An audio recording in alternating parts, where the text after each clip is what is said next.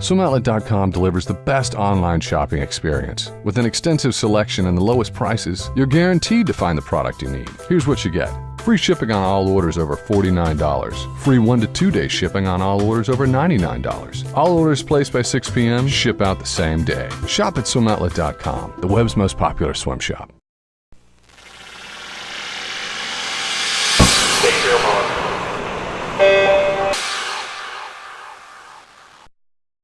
This is Raceday, sponsored by SwimOutlet.com. We've just wrapped up Day 6 finals here in Omaha of the USA Swimming Trials. I'm Tiffany Elias, joined by Jeff Cummings and John Lone. Let's jump right into our race of the night. John, what was it for you? For me, it's not about a guy who finished first in anything tonight or punched an Olympic ticket. It's Ryan Lochte just advancing to the final of the 100 butterfly after a grueling 200 backstroke, a grueling 200 individual medley, and completing a triple that I think has a lot of us here shaking our heads. It was just a phenomenal one-man performance. Absolutely. I just couldn't believe it. I was a little worried about him at the 75. You could tell it wasn't the Ryan Lochte butterfly that we've known. He started to go a little vertical, but it's Ryan Lochte. He doesn't back away from a challenge. He knew what he had to do. He was going to get to that wall and get to that final. Now we'll talk about the 100 fly a little bit more later, but we were shocked that he decided to not scratch the semifinal fly. Where do you think, or why do you think he's choosing to swim this all the way through? Just because it's his last event, or because he actually sees potential in it? I think if it was anywhere else on the schedule, he would have scratched, but I think it made sense to keep going through because it didn't precede either of his finals tonight. It now gives him a whole day to prepare for the final tomorrow. It's the only event he'll have, so he'll be fresh, and you would think much faster. I mean, this is a guy who put in 400 meters of hard work tonight in a very short window. It ended up being that before that race. He had 29 minutes between his 200 back and 200 medley, and then only 25 minutes to prepare for the 100 fly. Part of that time was spent on the awards ceremony, dealing with all that stuff for everybody. So a fresh Lochte tomorrow night, we'll get to this, but dangerous. All right, well, let's get right into the first event, which was the men's semifinal 50 freestyle. Anthony Irvin proving that this morning wasn't a fluke. He did it again, 21.74 to be first coming back into finals, followed by Nathan Adrian, 21.8. Josh Snyder with a better semifinal swim. This morning he wasn't very happy with it, 21.81 as well. Also in the mix going to the final, we've got Fegan, Colin Jones, Grievers. Where's the race tomorrow? Well, it's a race where one lap, anybody who makes a mistake can count themselves out. So you got to believe it's an Irvin, Adrian, Fegan, Schneider thing right now because those are the four guys under 22. But Anthony Irvin, 21.74, career best, 11 years after his previous career best. Impressive. No telling how good this guy could have been had he stayed in the sport. We could be talking, and the purists will probably go nuts here. He could have been like Popov, maybe, just because of the sheer talent he has. And maybe he could have been one of the best sprinters of all time. Just glad to see him back in the sport and doing what he's doing. Yeah, I think it's just good that no matter what he ends up tomorrow, it's just a really good thing because I think it just gives a lot of people inspiration, not only about staying in the sport, but just seeing someone who has this goal, who had a goal of just wanting to just do the best he could, and getting this far is just it's inspiration to a lot of people in the stands. Is there anyone, and Phelps and Lochte fall into this category, but how many guys, I'll rephrase it, how many guys have the God-given talent that Anthony Irvin has in the sprints? Yeah, he came into Cal pretty raw, and every year Mike Bottom just made him better and better and better. And then he went and trained with Gary Hall in 2000 in Phoenix, and just really untapped talent there. And yeah, a lot of people were really expecting he won Worlds in 2001. And then both sprints at that Worlds. Right, and everybody was really thinking 2004 was going to be his year, and then he just kind of just said, I don't know, and just dropped out. So yeah, it's a big question mark, but we're not going to wonder that anymore. And yesterday we talked about the future of the men's 100 freestyle and the dangers we're potentially seeing in London there. What do you feel about the 50s? I'm confused, to be quite honest, because the 50 has been pretty darn quick. 21.7, a couple 21.8, 3 21.8s. And for it to not transfer over a little bit is somewhat surprising for me. Yeah, but the final, I think we'll see Nathan really crank it out. I think he's still been kind of holding off the gas pedal a little bit. But the thing is, I'd asked this to Nathan after his 100 free. What do you what does the United States have to do for that relay? And they're not really thinking that yet. I think they're just thinking, I've just got to get through this meet, and then we've got 3 weeks to prepare. So right now, I don't think we have to worry. I mean, we've proven with every Olympics that we do have some kind of power in the sprint, and whether it's getting a medal or at least getting in the final, I don't think that's going to be a problem at all. All right, well, moving on to the first final of the night was the ladies 200 breaststroke. Rebecca Soni, no surprise, on top, 221. Michael Lawrence punching her ticket in for second, 223. Unfortunately, Andrea Kropp got that third place position. But were we expecting Soni to go a little bit faster than a 221 since that's what she went in semis? I think that's kind of this barrier that she just can't get through. And the first 50 was, I don't know if you agree with me, John, but a little slower than I expected her to be. She was gliding, which is not something she usually is out a little bit more. And it took a while for her to assert herself this time around. Yeah, and I was not to say I was nervous, but I was just like, this is kind of a different strategy. And so I think she'll look at the tapes and say, okay, I can just be a little more aggressive. That 220 is mine. I think she has more in London. And we talked about it last night. We've talked about it off camera this week. That 219 is there. And that world record being 220.12, it's a record I want to see go because, look, Anna Mae Pierce had a tremendous year in 2009, but outside of a rubber suit, she has not shown herself to be one of the best breaststrokers in the world. I would like to see that record go to somebody with a consistency of a Soni who is doing the work based on what they have ability-wise, not from a little bit of a technical standpoint. Right.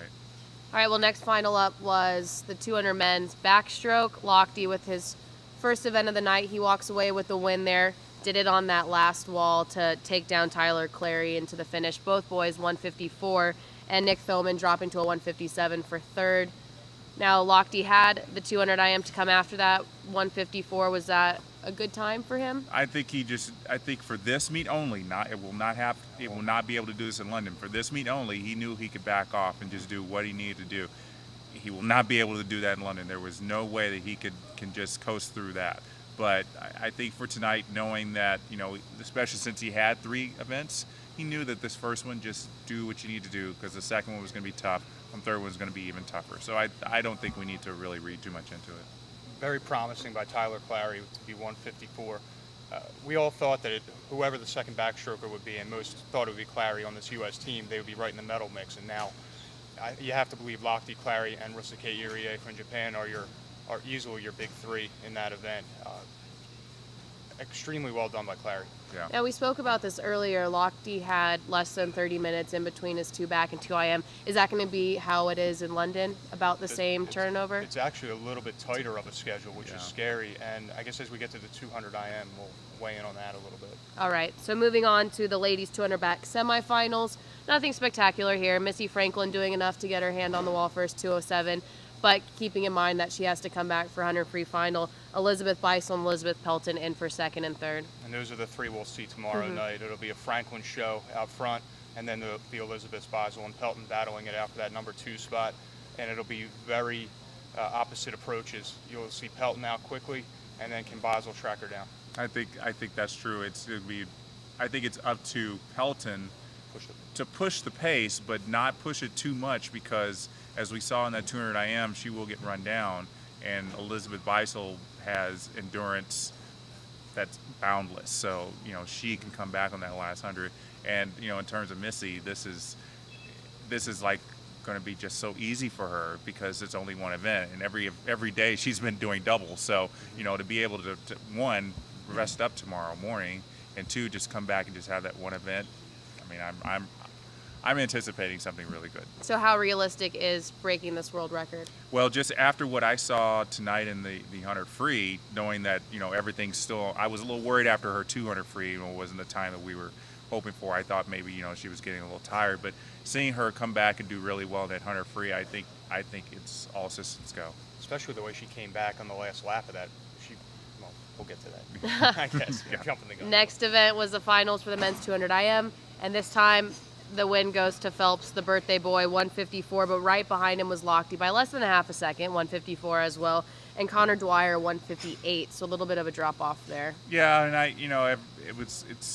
kind of feel bad that I wasn't watching third through 8th, But it's just one of those races that you can't keep your eyes off of. Who's gonna surge ahead on the backstroke, who's gonna surge ahead on breaststroke, and how's this gonna finish out. And so it's just one of those races you just love to anticipate, because it's a medley, different strengths and weaknesses, and which is Phelps going to use, which is Lochte going to use, and I just love watching it.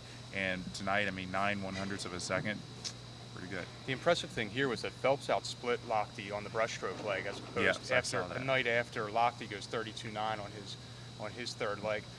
This is where the double for Lochte becomes very difficult. He had 29 minutes tonight, and he comes up just short of Phelps. That window gets tighter in London, down to about 20 minutes. They're both not at their peak here. So if you can't get it done in a 30-minute window, now you're looking at 20, it just goes to show how difficult that double is. Can he pull it off? I don't doubt anything the guy can do. At the same time, if you're giving any advantage to Michael Phelps, that's scary, because the last thing Michael Phelps needs is any sort of advantage. Yeah, but I think with more rests means quicker recovery. Easier, right? The recovery is a little bit easier for Ryan in those 15-20 minutes. So, and mentally he's not going to let the lactate tell him to slow down or anything. At the same time, also, he, like you had said earlier, he's going to exert more energy on the 200 back. So that's going to take a little bit away from how fresh he is for this event. But there's a lot of variables going into play here. There's a lot of variables, but I just think that this double is what he's been concentrating on for 4 years, because I think it really stung him that he wasn't able to complete it very well in 2008, just getting a bronze in 200 AM.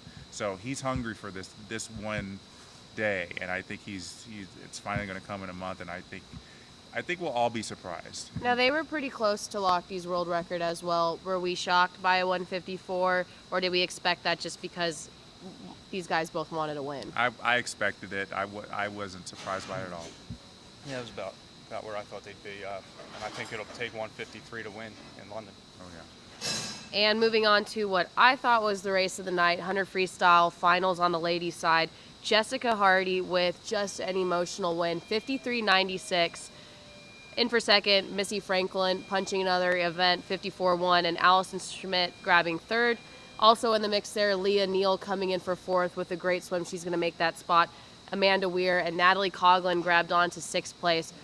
But Jessica Hardy, just have to give it to her. She even said after that, never in a million years would I thought I could win the 100 freestyle. You wouldn't really think that would be the mindset going into a race, but everybody was shocked. She's been through a lot, and that might be the understatement of the meet. She qualifies 4 years ago, tests positive for clenbuterol, gets a 2-year ban, gets it reduced to 1 year because they show there was a contaminated supplement. Comes back here, takes third in the 100 breaststroke, where she's favored to take one of the top 2 spots. Tonight comes out and gets the thing done. How do you not feel good for a girl who kept plugging away, kept working with Dave Salo at getting things right? She could have folded it up and said, I'm not.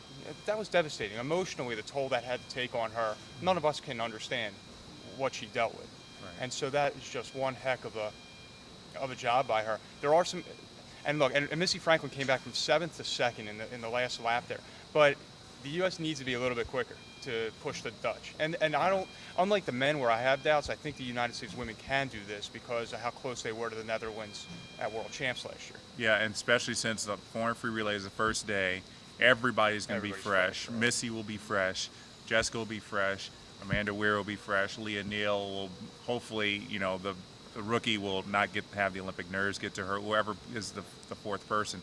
I think there's a chance, but they still got to get through Chromo Wijojo. I mean, 52.7, whether you're lead off or anchor, that's a big one to get through. Also acknowledging Dana Vollmer coming in for 7th. Right. A little shocked that she at least wasn't top 6. Well, I think it's a shock, but she's still got plenty to do in that week. So I think not swimming one race is okay. And real quick with Leah Neal and Natalie Coughlin. Leah Neal's been pegged as a future star since she was about 13 years old, training out of New York in Asphalt Green. So to see her fulfill that promise is a tremendous thing.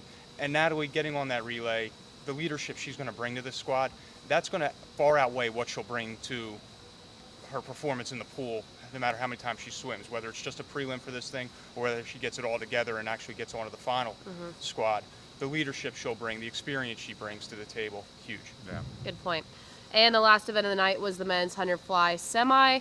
Lochte doing what he needed to do to make it into a third final event tomorrow. But Phelps leading the way, 51.3. Tyler McGill with another great swim, 51.8. And Tom Shields with it also much better than his prelim performance, 51.9. I was really happy about Tom Shields. You know, just one of those guys who's never, ever proven himself long courses, but it's just been brutal in the short course because he's got great underwaters.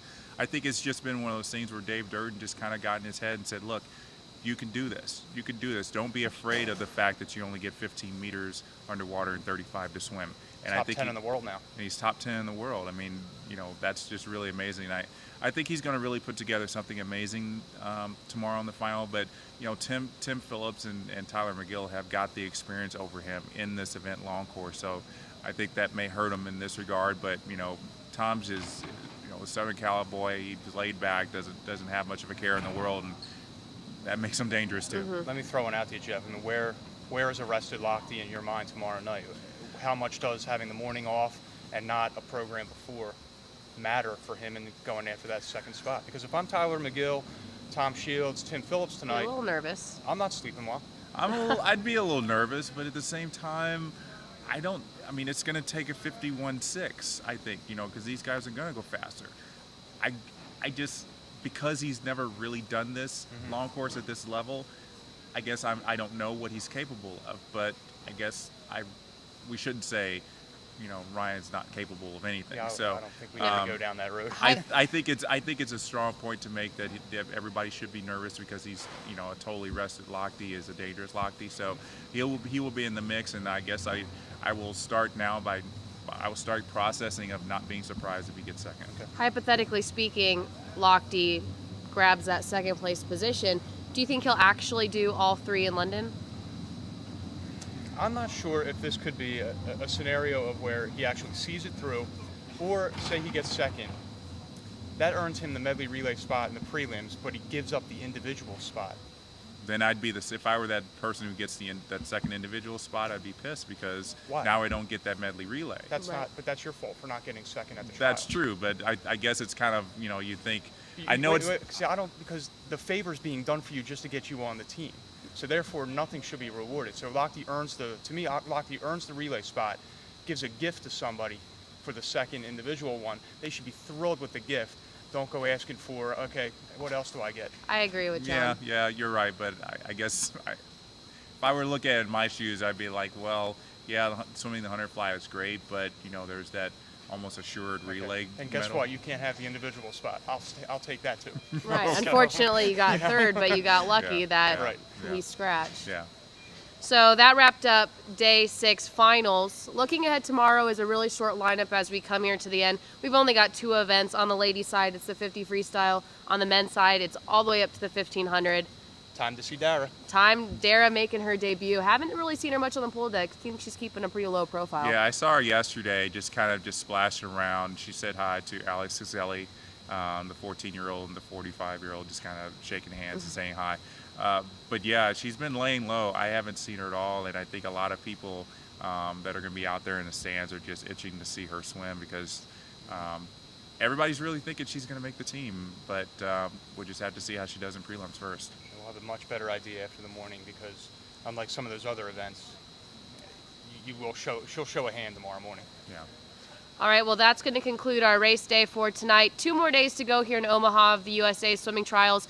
Make sure to go to Swimming World TV to check out interviews throughout the course of this meet. I'm Tiffany Elias with Jeff Cummings and John Lone. Thanks for following our coverage. John and I will also be carrying on to London to bring you the same thing. Jeff will be back in the Phoenix studio, so make sure to follow us all the way through, and we will see you tomorrow for Day 7 prelims.